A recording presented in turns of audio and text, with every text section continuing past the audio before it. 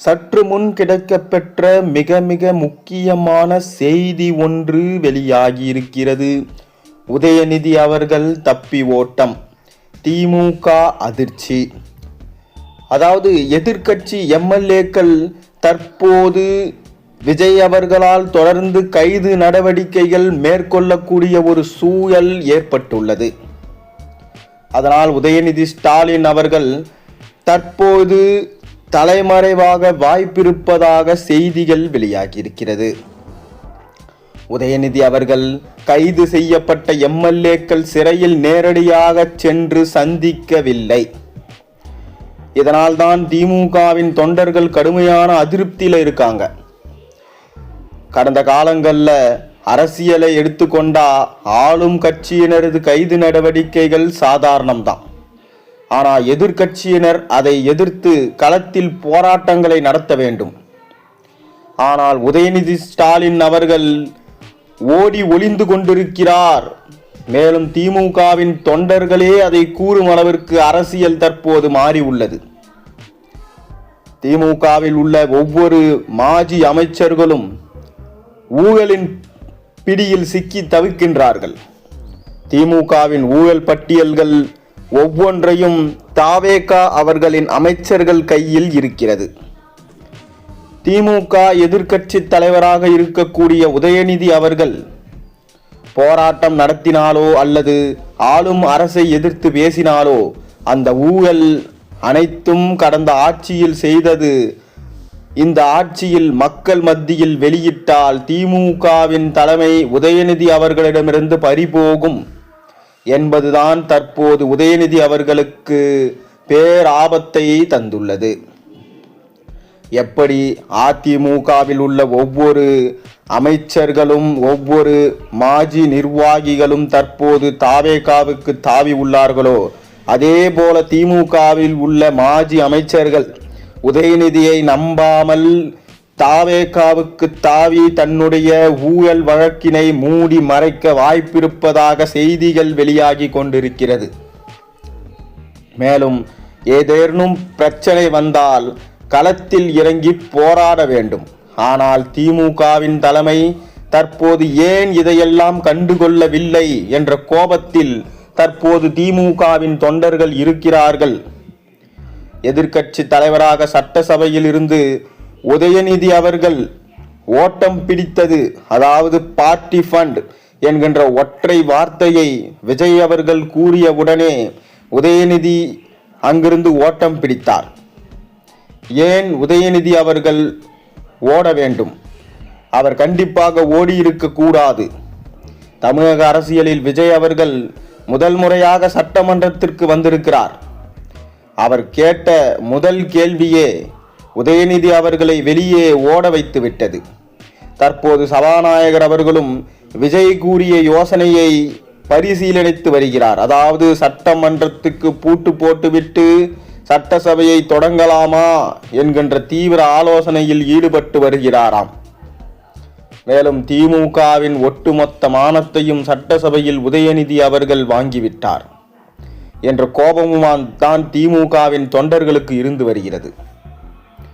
ஏனென்றால் சமீபத்தில் திமுகவில் மிக பெரும் அமைச்சராக இருந்த அனிதா ராதாகிருஷ்ணனை விஜயை அவதூறாக பேசியதாக சொல்லி கைது நடவடிக்கை மேற்கொண்டிருந்தார்கள். ஆனால் அதற்கும் இறங்கி போராடவில்லை உதயநிதி. தற்போது கூட திமுகவின் எம்எல்ஏவான மார்க்கண்டையன் அவர்களை கைது செய்யப்பட்டு கிட்டத்தட்ட 15 நாட்கள் பாளையங்கோட்டை சிறையில் அடைக்க நீதிபதி உத்தரவு பிறப்பித்தார். ஆனால் கனிமொழி கூட நேரில் சென்று சந்தித்தார். உதயநிதி அவர்கள் அவரை சந்திக்கவில்லை. திமுகவில் மு.க. ஸ்டாலினுக்கு பிறகு உதயநிதி என்று தலைமை பண்புக்கு தகுதியானவர் என்று ஆரம்பத்திலிருந்து திமுகவின் மூத்த நிர்வாகிகள் சொல்லிக் கொண்டு வருகிறார்கள். ஆனால் ஒரு கட்சியின் முக்கிய பிரதிநிதிக்கு ஏற்படக்கூடிய பாதிப்புக்கு ஏன் களத்தில் உதயநிதி அவர்கள் முதல் ஆளாக வந்து நிற்கவில்லை? ஏன் ஓடி ஒளிகிறார்? எங்கே சென்று பதுங்குகிறார் என்கின்ற கேள்விகள் அனைத்தும் முன்வைக்கப்பட்டு வருகிறது. ஆனால் கனிமொழி அவர்கள் அனைவரையும் சந்திக்கிறார். அதனால் மு.க. ஸ்டாலின் அவர்கள் தொடர்ந்து கனிமொழிக்கு தான் முக்கியத்துவம் கொடுக்க வேண்டும், உதயநிதிக்கு செயல் தலைவர் பதவி கொடுக்க கூடாது என்கின்ற கேள்வியும் சமூக வலைதளங்களில் தற்போது கேட்கப்பட்டு வருகிறது. தற்போது 7 சட்டமன்ற இடைத்தேர்தலில் திமுக அவர்கள் மிக பெரும் தோல்வியை சந்திப்பார்கள். அதற்கு தொண்டர்கள் காரணம் கிடையாது, உதயநிதி அவர்கள்தான் காரணம் என்று அனைவரும் சொல்லுவார்கள். மேலும் உதயநிதி அவர்கள் சட்டசபையில் விஜய் அவர்களை எதிர்க்க முடியாமல் முதல் நாளே ஓடியது மீண்டும் சட்டசபைக்குள்ளே அவர் செல்வாரா என்கின்ற கேள்விகளையும் அனைவராலும் முன்வைக்கப்பட்டு வருகிறது. மேலும் சட்டசபையில் இருந்து அவர் வெளியேறக்கூடாது, தொடர்ந்து விஜய் அவர்களுக்கு எதிராக நின்று அனைத்தையும் கூற வேண்டும் என தொண்டர்கள் விரும்புகிறார்கள். மேலும் விஜய் தரப்பிலோ அவர்கள் ஆதாரம் வைத்திருக்கிறார்கள், அது என்ன ஆதாரம் என்பதை கண்டுபிடிக்க வேண்டும் என்று உதயநிதிக்கு அறிவுரை சொல்லி இருக்கிறார்கள். ஆனால் உதயநிதி அவர்களுக்கு என்ன பயம்? துண்டு பேப்பர் இல்லாமல் சட்டசபையில் உதயநிதியால் பேச முடியாது. அதுவும் நேரடியாக லைவில் தமிழக மக்கள் கிட்டத்தட்ட பல ஆயிரம் கோடி பேர் பார்க்கிறார்கள்.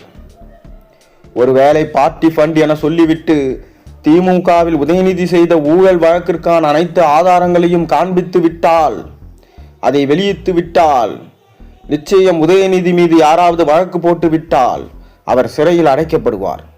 இது ஒட்டுமொத்த திமுகவிற்கும் அவமானம் என்று கருதிதான் உதயநிதி அவர்கள் சட்டசபையில் இருந்து வெளியேறினார் என்கின்ற செய்திகளும் வெளியாகியிருக்கு. மேலும் உதயநிதி அவர்கள் இதுவரை யாரையும் சென்று நேரடியாக சந்திக்கவில்லை. திமுகவின் எதிர்காலத்திற்காக அவர் இறங்கியும் போராடவில்லை. ஆனால் எதுவுமே செய்யாமல் திமுகவின் தலைமை பண்பு மட்டும் மு.க. ஸ்டாலினுக்கு பிறகு உதயநிதிக்கு கொடுக்க வேண்டும் என்றால் உதயநிதி அவர்கள் வயதானவர் கிடையாது, உதயநிதி இளமையானவர். அவர் வீதியில் இறங்கி போராட வேண்டும், ஆனால் போராடவில்லை.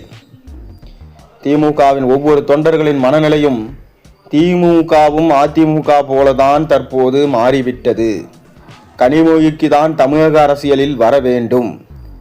அவர் மாநிலத்தில் எம்பியாக இருப்பதை விட தமிழ்நாட்டில் எம்எல்ஏவாக இருந்தாலே சிறப்பு. முதலில் அவர் நடைபெறக்கூடிய 7 சட்டமன்ற இடைத்தேர்தலில் கனிமொழி போட்டியிட வேண்டும். வெற்றி அடைந்தால் எம்பி பதவியை ராஜினாமா செய்து கனிமொழியை சட்டமன்றத்தின் எதிர்க்கட்சி தலைவராக பொறுப்பேற்க வையுங்கள் என்று தற்போது திமுகவின் உண்மையான தொண்டர்கள் களத்தில் பேசுவது.